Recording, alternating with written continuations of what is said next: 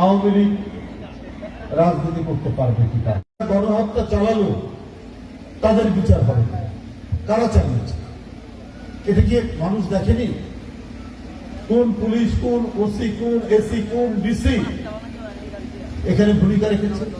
কার নির্দেশে, কার গলা এই গণ আন্দোলনে রক্ত ঘটানোর জন্য, ধ্বংস করার জন্য, দমন করার জন্য কার নির্দেশ? আওয়ামী লীগের কোন নেতাদের নির্দেশ রয়েছে?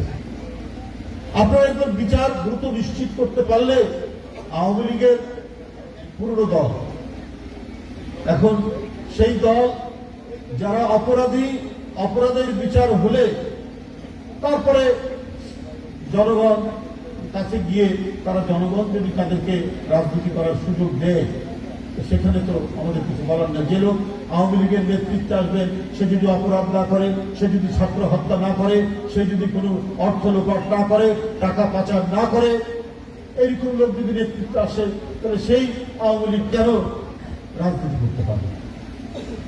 আমার বক্তব্য হচ্ছে, কিন্তু যারা টাকা পাচার করেছে, যারা এই শিশু, কিশোর, আহনাফ, আবু সাইদ, মুগ্ধ, এদেরকে যারা হত্যা করেছে, তারা তো সবাই, তো তাদেরকে আমরা সবাই চিনি, তো তাদের তো বিচার হতে হবে।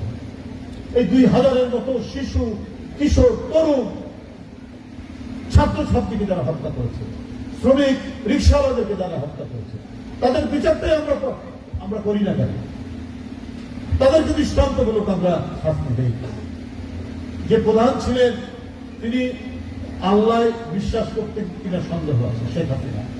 উনার ঈশ্বর ছিল টাকা। আজকে আমরা দেখতে পাচ্ছি উনার ঈশ্বর, উনার সৃষ্টিকর্তা ছিল টাকা। যার ঈশ্বর টাকা হয়, যার সৃষ্টিকর্তা টাকা হয়, সে তো কোনোদিনই ভালো কাজ করবে না।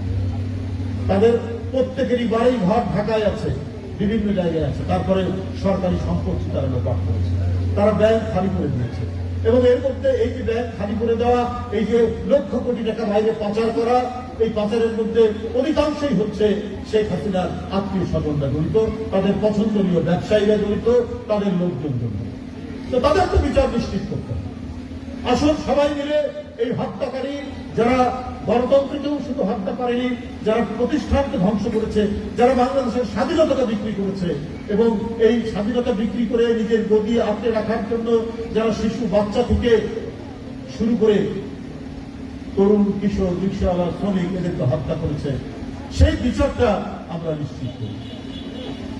এরা বারবার যখনই মানুষকে নানা প্রলোভন দিয়ে, মানুষকে নানা ধরনের মিথ্যা কথা বলে, মিথ্যা অঙ্গীকার করে ক্ষমতায় এসে 2 বার তারা জনগণের কাছে প্রতারণা করেছে। একবার তার বাবা সব দল বন্ধ করে দিয়ে বাকশাল করলেন, আর তার মেয়ে নতুন কায়দায়, নতুন ভাবে, আরো জঘন্যতম, আরো ভয়াবহতম বাকশাল তৈরি করে বিরোধী দলের কণ্ঠস্বর, মানুষের কথা বলা, শেখ হাসিনার বিরুদ্ধে ন্যূনতম আওয়াজ করলে তার স্থায়ী ঠিকানা হয় কারাগার, আর অস্থায়ী ঠিকানা হয় তার বাড়ি। এই ছিল শেখ হাসিনার আমল। সুতরাং সেই রাজত্ব যাতে ফিরে না আসে, সেগুলো নিশ্চিত করেই তো গণতন্ত্রে যার যার জায়গা, যার যার রাজনীতি করার অধিকার, সেই অধিকার নিশ্চিত করবে। সেটা নিশ্চিত করে গণতান্ত্রিক পদ্ধতি, গণতন্ত্রের চর্চা। যে হালুয়া রুটি খেয়েছে এই ফ্যাসিবাদের, তার বিচার হতে হবে।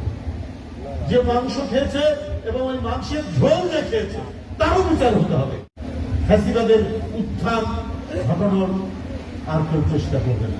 এটা যদি সত্যিকার অর্থেই শেখ হাসিনার বিচার নয়, একেবারে আদালতে